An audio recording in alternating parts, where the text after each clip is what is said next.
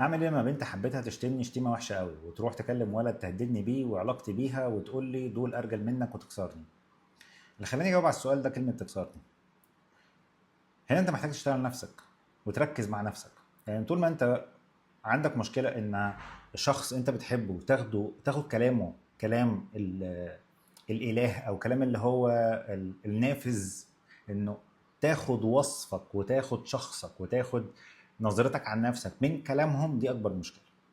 لانه انت محتاج تتعلم انه تصرفات الناس، كلام الناس، اختيار الشخص دوت ان هو يتصرف ازاي معتمد على اخلاقه هو، تربيته هو، مبادئه هو، معتقداته هو، مش عنك انت كشخص.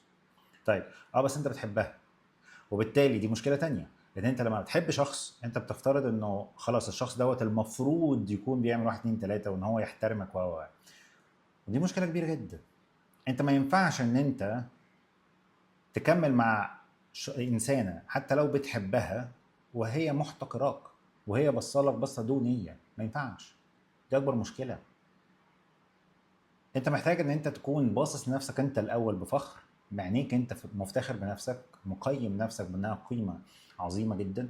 إن أنت تختار الشخص المناسب ليك اللي تكمل فيه العلاقة، إن هي تكون مفتخرة بيك، وإن هي تبقى أنت مالي عينيها. هي مش، أنت مش مالي عينيها، فهي شخص مش مناسب ليك. فأنت محتاج إن تكون العلاقة دي انتهت من زمان. ده أول حاجة. ما ينفعش تتمسك بيها خالص ولا ربع ساعه، لان هي اصلا مش عايزاك. دي حاجه. الحاجه التانيه انه انت محتاج ان انت تتعلم تعيش في الوجع شويه، تستحمل الوجع، لان الوجع هينشفك. وعادي ان انت تتالم نتيجه ان انت علاقه انتهت. عادي. عادي ان انت تتالم عامه في الحياه. عادي ان انت علشان تعرف تكتسب حاجه تلاقي نفسك ان انت بتشتغل على نفسك وبتستحمل الوجع وبتستحمل الالم وبتستحمل اهانات وبتستحمل احراج وبتستحمل.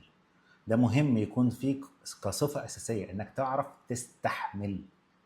يا باشا الموضوع بالنسبة لك مش قادر، استحمل.